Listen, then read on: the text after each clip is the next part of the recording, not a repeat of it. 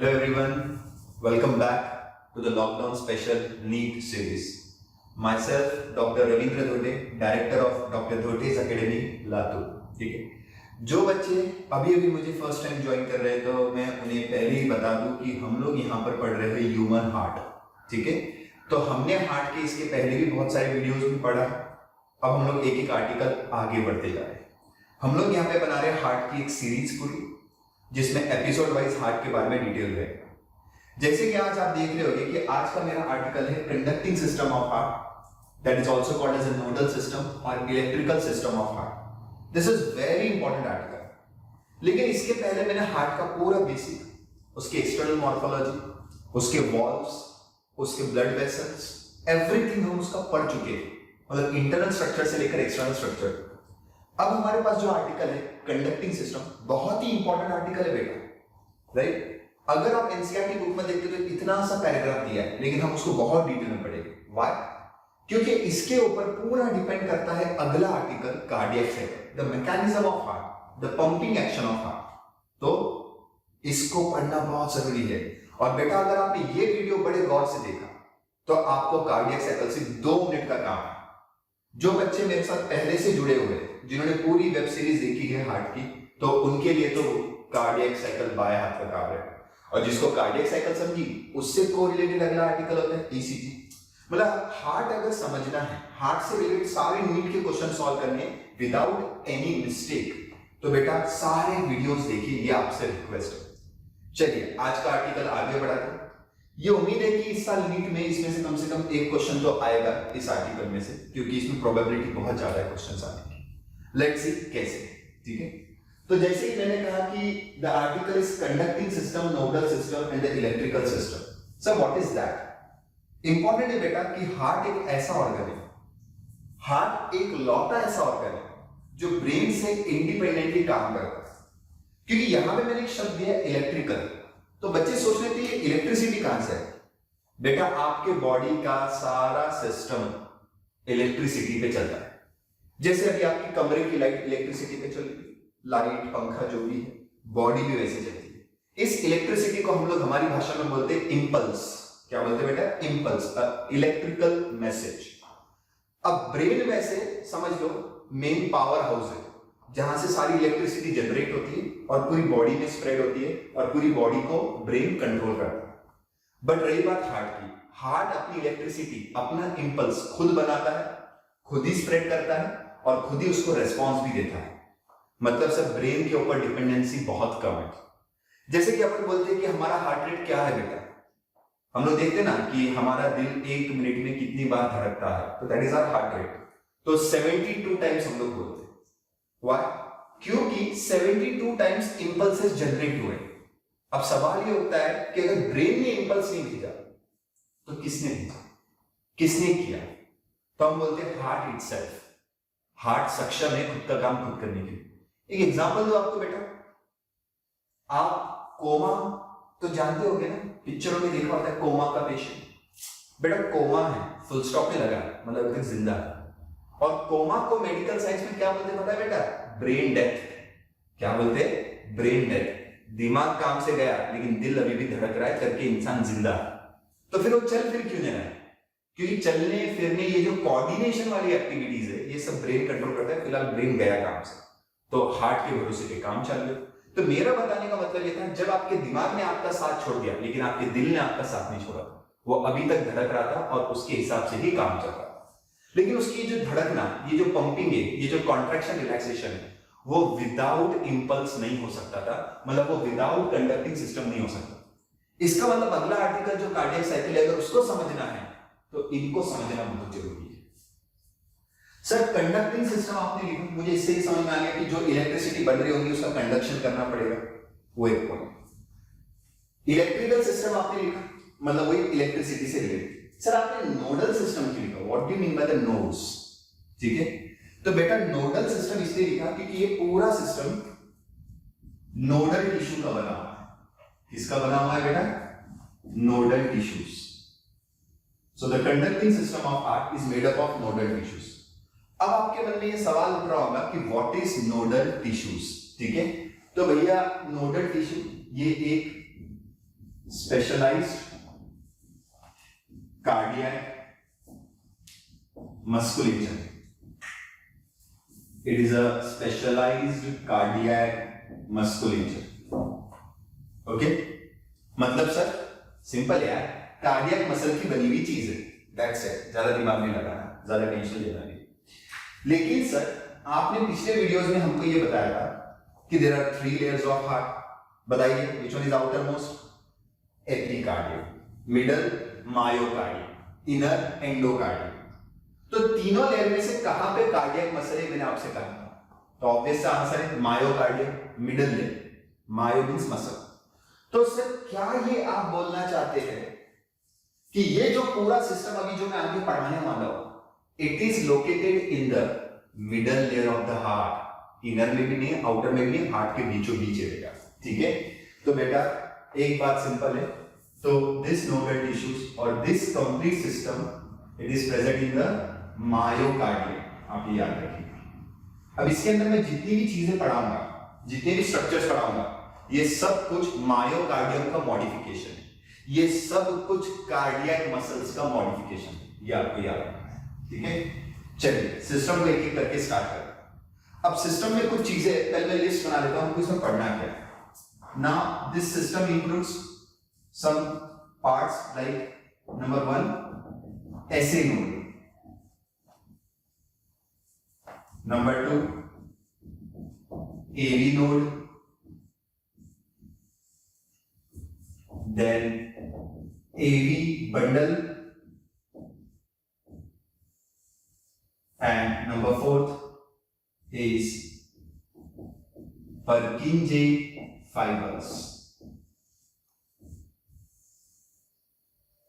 ये 4 चीजें हमको पढ़नी है। सर ये आपने क्या किया? देख बेटा, ये चारों भी कंपोनेंट इतना क्लियर है मायोकार्डियम में, ये चारों भी कंपोनेंट नोडल टिश्यू का हिस्सा है।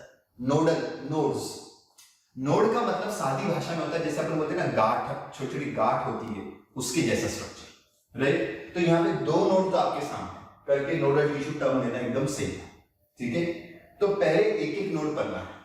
अब सर यहाँ पे मैंने एक हार्ट का रफ डायग्राम बनाया, अब इसमें किसकी लोकेशन कहां पर है वो देखना जरूरी है। जैसे सबसे पहले हम शुरुआत करते हैं ऐसे नोड। सर इसका नाम ऐसे कैसे पढ़ा?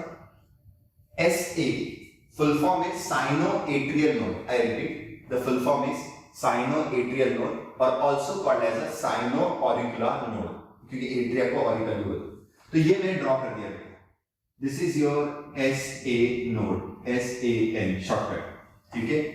अब ड्रॉ तो करना है, अब सवाल कैसे कैसे आएंगे? सबसे पहला सवाल ऐसे नोड की लोकेशन बताइए, राइट? तो बेटा हार्ट जिन्होंने पहले का मुझसे पढ़ा है तो अब वो आसानी से बता सकते हैं। बताइए बेटा ये कौन सा चेंबर है? राइट एट्रिया, ठीक है? और अगर ये राइट एट्रिया है तो राइट एट्रिया के कौन से हिस्से में ऐसे नोड प्रेजेंट है? तो बेटा बहुत अच्छे से ध्यान दीजिए, जैसे मैं रफली यहां लिख देता हूं, this is right atria, this one is left atria. तो मैं ऐसा खड़ा हूं, मेरा हार्ट ऐसा है और ये इसी पोजीशन में इस तरह से प्रेजेंट है। तो अब अपने को लिखना पड़ता है, सबसे पहले राइट एट्रिया के ऊपर की तरफ है तो उसको बोलते हैं अपर कॉर्नर, राइट? अब ये अपर कॉर्नर में भी कहां जा रहा है? Towards the right side. मतलब देखिए ऐसे नोड का झुकाव इस तरफ है, अगर ऐसे नोड में इस तरफ बनाता तो टुवर्ड्स द लेफ्ट साइड होता। तो अब एमसीक्यू क्या है? राइट एट्रिया में अपर कॉर्नर तो है लेकिन राइट है क्या लेफ्ट है? बच्चे लेफ्ट राइट में गड़बड़ करते हैं। बेटा हमेशा याद रखना, बोर्ड पे जब भी डायग्राम बनते हैं तो पर्सन स्टैंडिंग लाइक दिस, उसका ये राइट रहेगा और ये लेफ्ट रहेगा, मतलब हार्ट का भी ये राइट है वो लेफ्ट। नहीं सर मैं डायग्राम ऐसे बनाता हूं, अगर आप डायग्राम ऐसे बना रहे हो मान्य है तो इधर राइट गए इधर लेफ्ट गए, आप जिस पोजीशन में बैठते हो डायग्राम उसके हमेशा क्या होता है? उल्टा होता है, ठीक है? तो भैया यहां पर क्लियर हो गया कि ये राइट एट्रिया के ऊपर के राइट कॉर्नर में है, राइट? तो यहां पे अगर मैं छोटे छोटे पॉइंट्स बनाता हूं तो right upper corner of right atria, right upper corner of right atria. अब दूसरा लोकेशन और दिमाग लगाओ, इमेजिनेशन पावर बहुत स्ट्रांग चाहिए बेटा। अगर हार्ट पहले का पढ़ा है आपने तो यहां से ऊपर से SVCD आ गया, इमेजिन करो बेटा, यहां से मैं डायग्राम में बनाया था सुपीरियर वेना केवा। अब ये सुपीरियर वेना केवा इसमें आपके ओपन हो रही है, ठीक है, तो ये सुपीरियर वेना केवा की ओपनिंग के जस्ट नीचे, सुपीरियर वेना केवा ओपन हो रही है, इस ओपनिंग के जस्ट नीचे क्या प्रेजेंट है बेटा, ऐसे नोड। तो एक और लोकेशन मिल गई sir, below and opening of SVC. तो ऐसे दो लोकेशन है। पहली लोकेशन जो है ये आपके एनसीईआरटी बुक में मेंशन है, तो ये तो आपको 100% याद रखना है। दूसरी लोकेशन मैंने अपने हिसाब से दी, ठीक है। अब ऐसे नोड, अब उसके बाद अगला एबी नोड। मैं अभी किसी एक फंक्शन से बता रहा हूं, मैं पहले क्या कर रहा हूं, सारे स्ट्रक्चर ड्रॉ कर लेंगे, उसके बाद उसका मैकेनिज्म देखना शुरू करेंगे। Now where is the AV node, ये नीचे बैठा है, this is AV node, okay.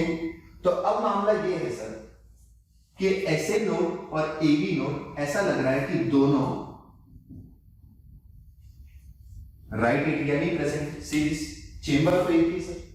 चलिए अब बताइए बेटा दिमाग लगा के, ऐसे नोड जैसे right upper corner of the right area था, तो एबी नोड कहां पे रहेगा बेटा, ध्यान दीजिए डायग्राम में, एक तो नीचे की तरफ है, तो मतलब कॉर्नर कौन सा हो गया, लोअर, और उस तरफ जा रहा है टुवर्ड्स दिस इंटरएट्रियल सेक्टम। ये क्या है, दिस इज इंटरएट्रियल सेक्टम, तो उसके नजदीक नजदीक जा रहा है, मतलब नजदीक होता है टुवर्ड्स द लेफ्ट साइड। तो बेटा एकदम सिंपल है, एबी नोड की लोकेशन क्या होगी sir, left lower corner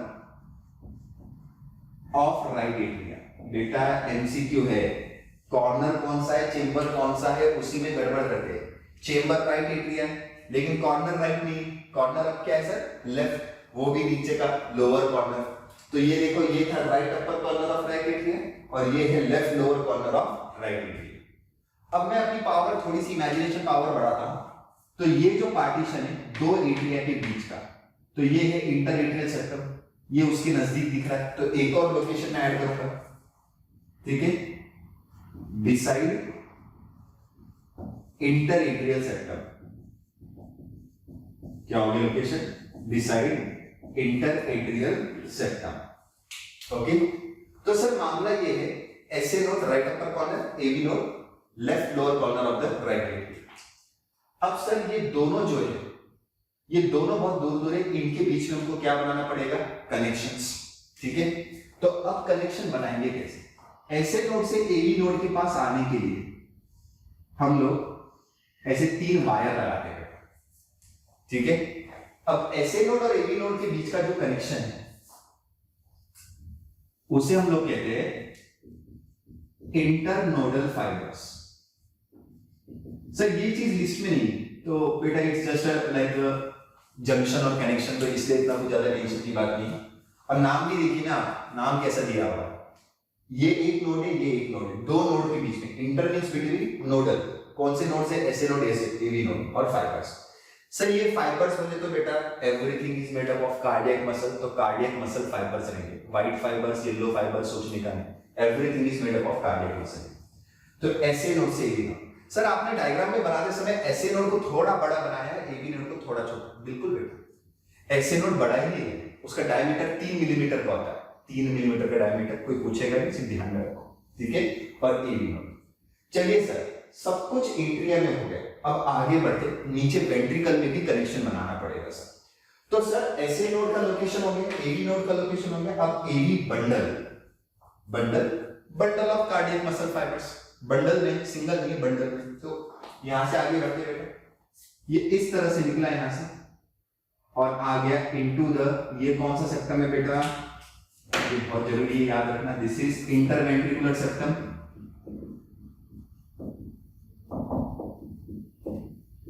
interventricular सेक्टम। देखो बेटा this is right ventricle, this is left ventricle.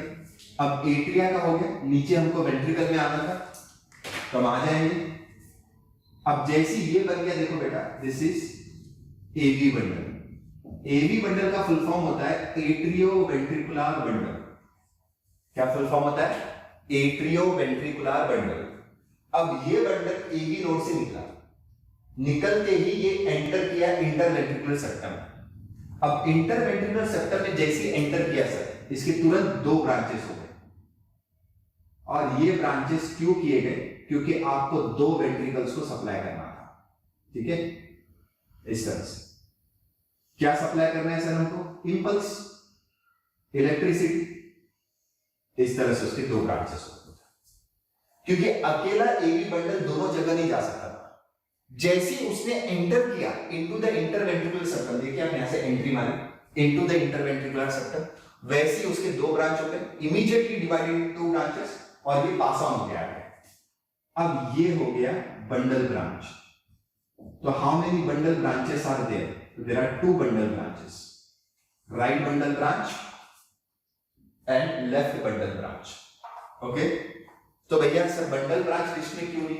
क्योंकि ये है ना लिस्ट में एवी बंडल, इसी के दो ब्रांच हो गए, that is right bundle branch जो राइट वेंट्रिकल को सप्लाई करेगी, और ये हो गया लेफ्ट बंडल ब्रांच जो लेफ्ट वेंट्रिकल को सप्लाई करेगी। ठीक है, अब इतना ही नहीं सर, आगे चल के इन बंडल ब्रांचेस की भी और ब्रांचेस हुए, और फाइन ब्रांचेस, बारीक बारीक बारीक बारीक फाइन एकदम शार्प ब्रांचेस हुए, राइट, लाइक दिस। ये इनके भी ब्रांचेस हुए, मतलब एवी बंडल की ब्रांच, बंडल ब्रांचेस, और बंडल ब्रांचेस के और fine branches. That's your next term बेटा, राइट, पर्किंजे फाइबर्स।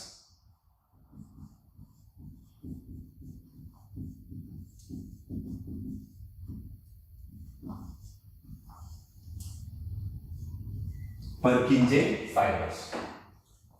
तो ये बन गया बेटा पूरा स्ट्रक्चर। तो फिर से एक बार समझाता हूं मैं चीजें आपको।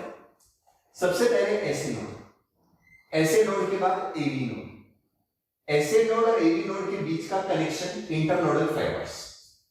एवी नोड से अराइज हुआ एवी बंडल। एवी बंडल जैसी इंटरवेंट्रिकुलर सेप्टम में गया, उसके दो ब्रांचेस हो गए, that is right bundle branch and left bundle branch, और वो दोनों ब्रांचेस अपने अपने वेंट्रिकल्स में गए।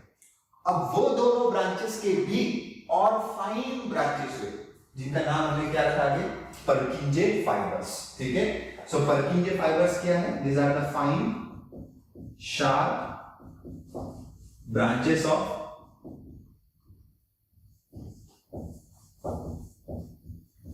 Bundle branches.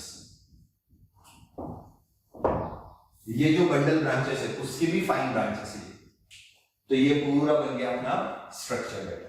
ठीक है, अब सर इन लोगों के जो काम है उस पर हमको फोकस करना है कि ये लोग काम कैसे कर रहे हैं। जैसे कि सर मतलब ये पूरा सिस्टम जो आपके सामने डायग्राम दिख रहा है, that is in the myocardium. Heart की प्रॉपर्टी पंपिंग है। अब ये पंप करने के लिए ये जो सिस्टम आपके सामने बना हुआ है, ये सिस्टम एकदम सही तरीके से काम करना चाहिए, राइट? तो कैसे काम करेगा? अब पहले मैं हिंट दे दूं, इन सब में से किसी एक का काम है इंपल्स बनाना। इंपल्स बनाना मतलब इलेक्ट्रिसिटी जनरेट करना, किसी एक का काम। और बाकी सब लोगों का काम है वो इंपल्स को फैलाना। जो कार्डियक मसल्स है पूरे हार्ट में, चारों चेंबर में, जहां जहां हमने मसल लगाया उन सब तक फैलाना, ये उसका काम है।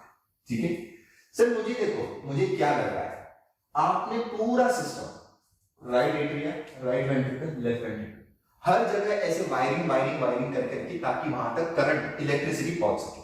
लेकिन एक चेंबर अभी भी अधूरा रहेगा सर, जहां पर कोई भी इलेक्ट्रिकल सिस्टम का हिस्सा नहीं दिखाई दे रहा है। तो क्या लेफ्ट एट्रिया पे इंपल्स नहीं जाएगा? क्या लेफ्ट एट्रिया कॉन्ट्रैक्ट नहीं करेगा? बिल्कुल करेगा, वहां भी इंपल्स जाएगा। कोई टेंशन की बात नहीं बेटा। इसकी एक ब्रांच है, आप देखिए, ध्यान से देखिए एकदम, राइट? इसकी एक ब्रांच है हमारे पास, ये जो दिख रहे इंटरनोडल फाइबर्स, यहां से एक ब्रांच निकलती है और it is going to supply like this to the left atria. तो ये आपके एनसीईआरटी बुक में नहीं दिया हुआ है, मैं आपको बता देता हूं। This branch is known as Bachmann's bundle. Scientists, this branch is known as Bachmann's bundle. Okay? तो भैया यहां पर बात क्या चल रही है? आपके एनसीईआरटी बुक में इंटरनोडल फाइबर्स में, तो ऑब्वियसली इंटरनोडल फाइबर की ये जो ब्रांच थी बैकमैन्स बंडल, ये भी नहीं होगी। लेकिन आपने क्यों बताया सर? क्योंकि मन में सवाल उठता है कि 3 चेंबर पे पूरी वायरिंग दिख रही थी कि इंपल्स कैसे जाने वाला है, क्या जाने वाला है। बस एक चेंबर जो था लेफ्ट एट्रिया उसके ऊपर की वायरिंग नहीं दिखाई दे रही थी, तो हमने उसके ऊपर वायरिंग डाल दी बेटा। ठीक है, तो चलिए यहां तक पूरा स्ट्रक्चर रेडी हो गया। तो अब सर एक एक काम शुरू करते हैं। तो जैसे मैंने आपको बताया कि ऐसे नोड ये क्या बनाने वाला है, इंपल्स। तो जो इंपल्स बनाता है उसका नाम हम लोग रखते थे pacemaker. This is going to be called as what, pacemaker of heart. यहां पे पेस का मतलब होता है स्पीड या फिर इंपल्स, स्पीडीली इंपल्स बनाना, राइट। मेकर बोले तो बनाना ही। क्रिकेट में आप देखते हो ना, pace bowlers, medium pacer, fast pacer, slow pacer, bowlers, right. तो पेस मतलब स्पीड। तो पेस मेकर यहां पे क्यों बोला गया, because it is responsible for impulse generation, right. Impulse generation, impulse मतलब इलेक्ट्रिसिटी, और ये जो इलेक्ट्रिसिटी बेटा कोई 440 वोल्ट की नहीं होती है। ये जो इलेक्ट्रिसिटी होती है ये सिर्फ मिली वोल्ट्स की होती है। किसकी होती है, मिली वोल्ट्स की, राइट। तो बेटा वो कितना मिली वोल्ट है उसका हमको ध्यान नहीं देना है, बस एकदम हल्का सा मिली वोल्ट है। सर ये इलेक्ट्रिसिटी का फायदा क्या है बेटा, इसके लिए आपको लोकोमोशन चैप्टर, उसमें पूरी मसल की थ्योरी है ना। कोई भी मसल, चाहे स्केलेटल मसल हो, स्मूथ मसल हो, कार्डियक मसल, बिना इंपल्स के कॉन्ट्रैक्शन में जाता है। मतलब आपको उसको करंट देना पड़ेगा तभी वो कॉन्ट्रैक्शन में जाएगा, मतलब तभी उसका काम है। अब यहां पे जो करंट है इन्होंने खुद बनाया है, खुद ही कंडक्शन करेंगे और खुद ही कॉन्ट्रैक्शन भी करेंगे। ये मतलब बोलते ना इंडिपेंडेंट, मैं अपना काम खुद करूंगा, खुद बनाऊंगा, खुद ही सब करूंगा, मुझे किसी की जरूरत नहीं, ब्रेन की भी जरूरत नहीं है। ठीक है, तो भैया इंपल्स यहां बना। अब ये इंपल्स जो यहां बना, यहां से सब जगह फैला इनटू द होल हार्ट। ठीक है, चलिए अब आप देख लीजिए ऐसे नोड में जो इंपल्स बनाया, अब कितना बनाया, क्या बनाया वो छोड़ दो बेटा। ऐसे नोड में जो इंपल्स बनाया वो सबसे पहले गया एबी नोड के पास। गया कैसे, with the help of this 3 internodal fibres, इसकी मदद से गया। अब ये 3 इंटरनोडल फाइबर की एक ब्रांच निकली बेटा, क्या नाम बताया मैंने, बैकमैन्स बंडल। क्या नाम बताया, बैकमैन्स बंडल। तो अब क्या होगा, इधर जो इंपल्स बना वो नीचे तो गया टू द एबी नोड, और किसके पास गया, to the left atria, correct. अब सर थोड़ा इंपल्स इन्होंने खुद के लिए भी रख लिया। खुद के लिए मतलब कहां पर है ऐसे नोड, राइट एट्रिया।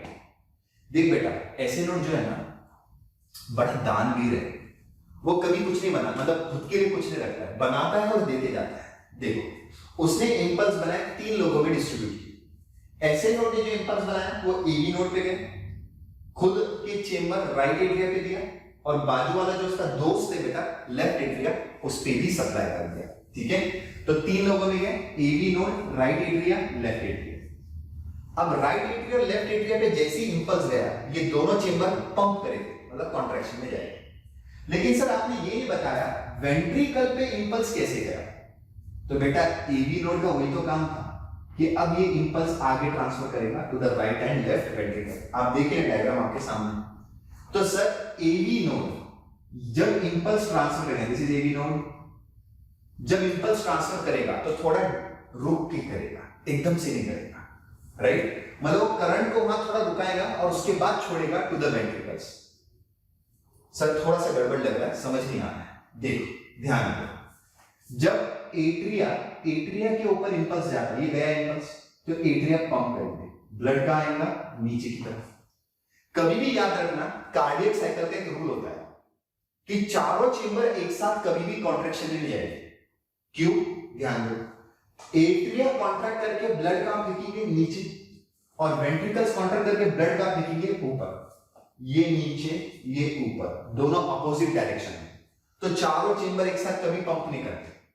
चारों चेंबर एक साथ रिलैक्स कर सकते हैं, आराम कर सकते हैं, एक साथ काम नहीं कर सकते, मतलब एक साथ कॉन्ट्रैक्शन में नहीं जाएंगे।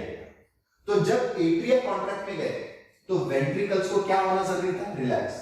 तो एबी नोड क्या बोला, मैं इंपल्स भेजता ही नहीं, क्योंकि जैसे ही मैंने इंपल्स भेज दिया तो वेंट्रिकल्स भी कौन से स्टेट में आ जाएंगे बेटा, कॉन्ट्रैक्शन स्टेट में।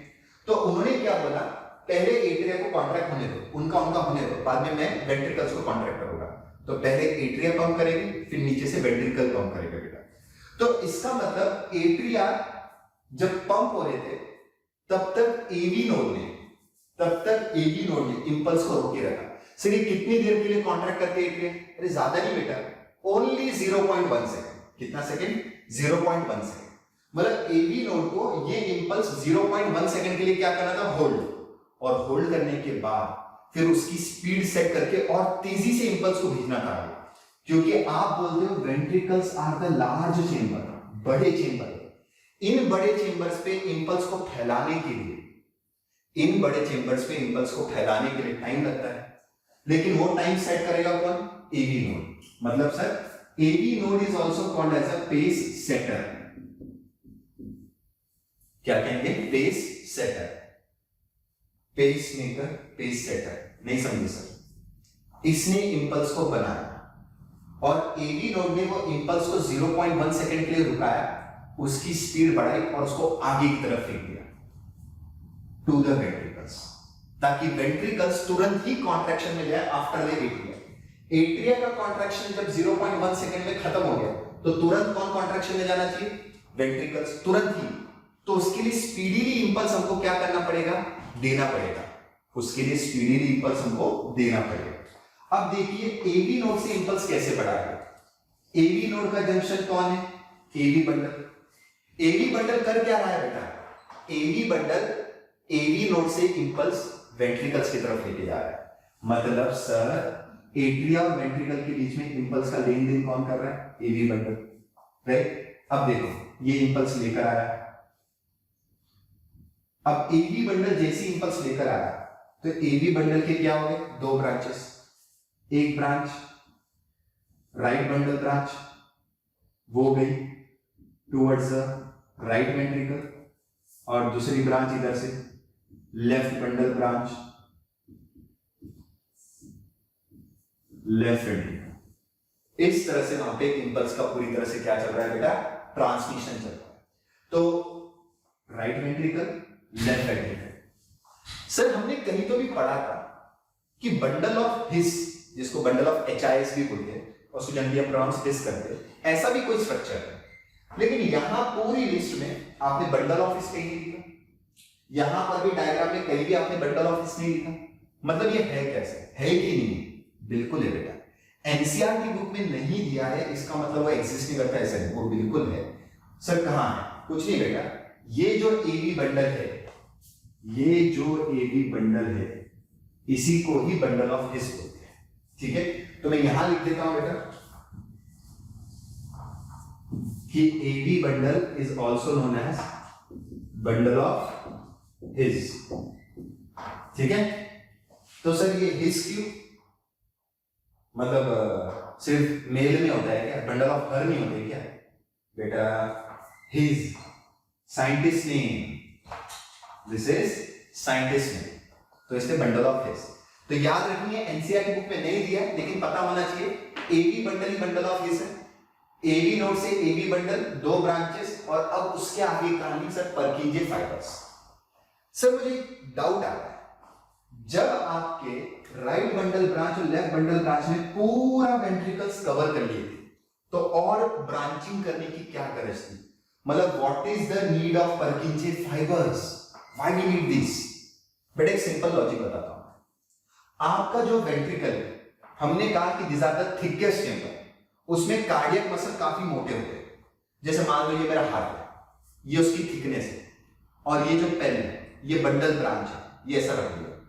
अब इसमें से जो करंट जा रहा है, इंपल्स, वो सिर्फ इधर ऊपर ऊपर लगेगा। मुझे ऐसा अंदर तक चाहिए सर, इधर से भी चाहिए, इधर से भी चाहिए, हर जगह से, मतलब डीप इनसाइड। जब इंपल्सेस मुझे बहुत अंदर तक पहुंचाने पड़ते हैं, तो मैंने इस बंडल ब्रांच के और पतले पतले फाइबर्स निकाले और उसको अंदर, इस मसल के अंदर ऐसे पेनिट्रेट करके अंदर भेजा दिया। मतलब सर वेंट्रिकल्स जोर से कॉन्ट्रैक्ट है, उसका फोर्स ऑफ कॉन्ट्रैक्शन बहुत ज्यादा है, इसलिए उसमें इंपल्स अंदर तक पहुंचाया गया, ऊपर ऊपर तक। मतलब पर्किंजे फाइबर वो लेयर है, पर्किंजे फाइबर्स वो फाइबर्स है जो आपके मायोकार्डियम को पेनिट्रेट कर रहे हैं। Myocardium means cardiac muscle. आपको एमसीक्यू आ सकता है बेटा कि who penetrates the myocardium? So the answer is पर्किंजे fibres. ये आपके इंपल्स को डीप इनसाइड बहुत अंदर तक पहुंचाएंगे ताकि मसल बहुत जोर से कॉन्ट्रैक्ट हो और आपके ब्लड में बहुत ज्यादा फोर्स और प्रेशर आ सके। ओके, तो यहां तक बात समझ में आ गई, सब कुछ समझ में आ गया। तो फिर से पढ़ते हैं बेटा, रिवीजन लास्ट। चलिए ध्यान दीजिए सब लोग यहाँ पे, very important for the need purpose. तो इंपल्स किसने बनाया? SA node, cyano atrial node, ठीक है। बनाया करके नाम क्या है? पेसमेकर। दानवीर है, अपने पास कुछ नहीं रखा, सब बांट दिया, ठीक है। एसए नोड से एवी नोड, एसए नोड से राइट एट्रिया, एसए नोड से लेफ्ट एट्रिया, तीन लोगों में बांट दिया। अब एसए नोड से लेफ्ट एट्रिया कैसे आया? तो ये जो इंटरनोडल फाइबर्स है उनकी ब्रांच है Bachmann's bundle, not mention in the NCERT. अब ये जो इंटरनोडल फाइबर है उससे एवी नोड है। एवी नोड का काम था 0.1 सेकंड तक इंपल्स को पकड़ के रखना, उसके बाद में स्पीड बढ़ाना और उसको आगे भेजना। आगे मींस टुवर्ड्स द वेंट्रिकल्स। तो वो स्पीड सेट करता है करके उसका नाम क्या हो गया? पेस सेटर, ठीक है। अब उसने आगे दिया, आगे किसको दिया? एवी बंडल। एवी बंडल के दो ब्रांच, बंडल ब्रांचेस, फिर उसके और ब्रांच पर्किंजे फाइबर्स। इस तरह से वेंट्रिकल्स में पूरी तरह से पहुंच चुका है, राइट। तो होपफुली आपको यहां तक समझ में आ रहा होगा। अब आपको एमसीक्यू पूछता हूं, NCERT line to line question. पहला एमसीक्यू है कि ये जो एवी बंडल है उसकी ब्रांचिंग इंटरवेंट्रिकुलर सेप्टम में कब हुई? जब वो इंटरवेंट्रिकुलर सेप्टम में एंटर किया इमीडिएटली तब हुई, आफ्टरवर्ड्स हुई, या फिर नहीं? नहीं होने का तो सवाल ही, दो ऑप्शन में से एक चूज करना है। तो बेटा अब यहां पे ये है लाइन टू लाइन क्वेश्चन में, इमीडिएटली जैसे एंटर किया तुरंत ब्रांच हो गया। This is an answer. आप एनसीईआरटी बुक देख सकते हो बेटा, उसमें इमीडिएट वर्ड इस्तेमाल किया गया करके वो आंसर करने दिया होगा। लेकिन सर इसी क्वेश्चन को थोड़ा टफ बना देते हैं। अब आपको पूछा जा रहा है कि एवी बंडल मतलब जो बंडल ऑफ हिस है उसके जो दो ब्रांचेस है बंडल ब्रांचेस, वो ब्रांच इंटरवेंट्रिकुलर सेप्टम में कहां पे है? एट द अपेक्स और एट द बेस? बताइए कैसे बताएंगे? अब इसके लिए ना आपको पूरे हार्ट का अपेक्स और बेस जानना जरूरी है बेटा। ये हार्ट का पॉइंटेड पोर्शन है, this is the apex of heart, और ये ऊपर वाला पोर्शन क्या है? बेस। मतलब अगर मैं इंटरवेंट्रिकुलर सेप्टम को देख रहा हूं तो ऊपर की तरफ जो जा रहा है ये बेस, नीचे की तरफ जो आ रहा है अपेक्स। तो मतलब यहां पे ब्रांचेस हुए, this is the branching part of AV bundle, ठीक है। तो ब्रांचिंग कहां हो रही है? टुवर्ड्स द बेस, बेस के नजदीक। यहां भी नहीं होगी सर, मतलब अगर यहां आप डिवाइड कर दे base of the interventricular septum, middle part of the interventricular septum, और the lower part means apex of the interventricular septum. Okay, तो बेटा याद रखिए the branching takes place immediately in the interventricular septum or at the base of the interventricular septum. Okay. Sorry. So ये हो गया overall. अब एक और सवाल आता है बेटा कि आपका एसए नोड जो आप बोल रहे हैं कि पेस मेकर है, इंपल्सेस बनाता है। मेरा सबसे पहला सवाल है कि ये पूरी लिस्ट में SA node, AV bundle, Purkinje fibres, ये लोग इंपल्स मतलब इसमें सिर्फ ऐसे नोड ही इंपल्स बनाता है कि बाकी लोग भी बना सकते हैं? सर बाकी लोग भी बना सकते हैं क्योंकि everything is made up of cardiac muscle and cardiac muscle की property they can generate their own impulses, ठीक है। तो बेटा ऐसे नोड जो इंपल्स बना रहा था दैट इज 70 to 75 पर minute, this is impulse formation rate. सब लोग इंपल्स बनाते हैं।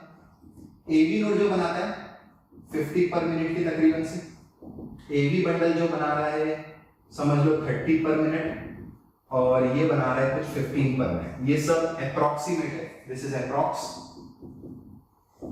लेकिन ये जो है ये एनसीईआरटी बुक में दिया हुआ है, ठीक है।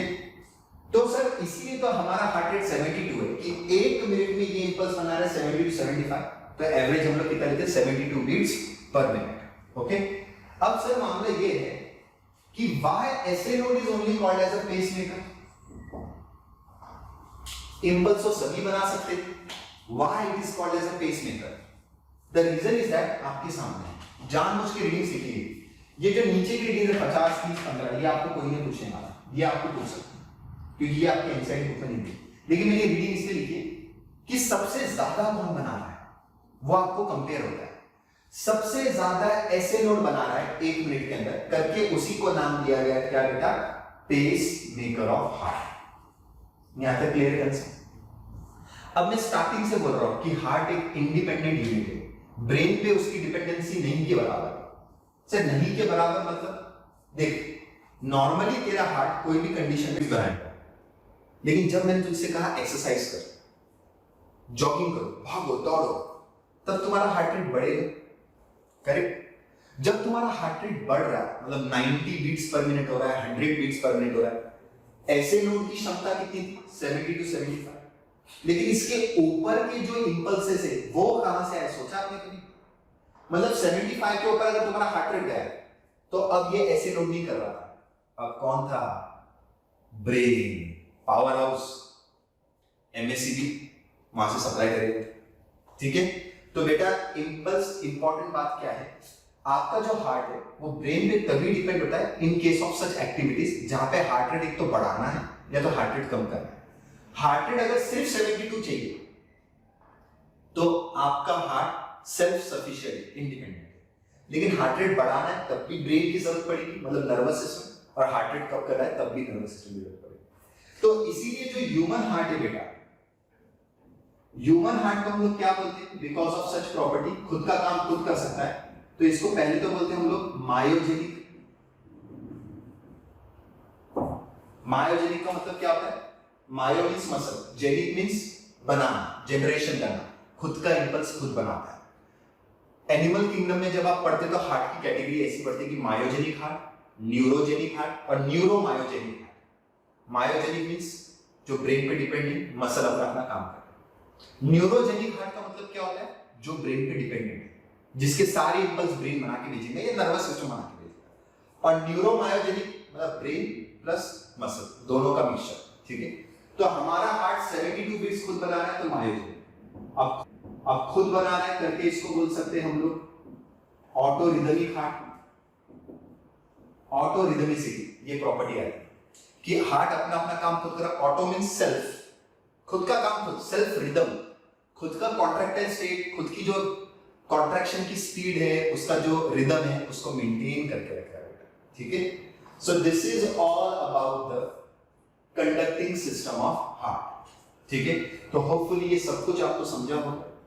ये समझना बहुत जरूरी है क्योंकि इसके बेस पे आगे का जो आर्टिकल है कार्डियक साइकिल वो आपको समझ में आएगा, ठीक है। तो SA node, AV node, AV bundle, bundle branches, Purkinje fibres, okay. So आज के वीडियो में यही तक ही। अगर आपको और आगे का पढ़ना है तो प्लीज हमारे चैनल को सब्सक्राइब कीजिए और हार्ट की जो पूरी सीरीज है पिछले भी वीडियोस देखिए और आने वाले हर वीडियो देखिए। Thank you so much.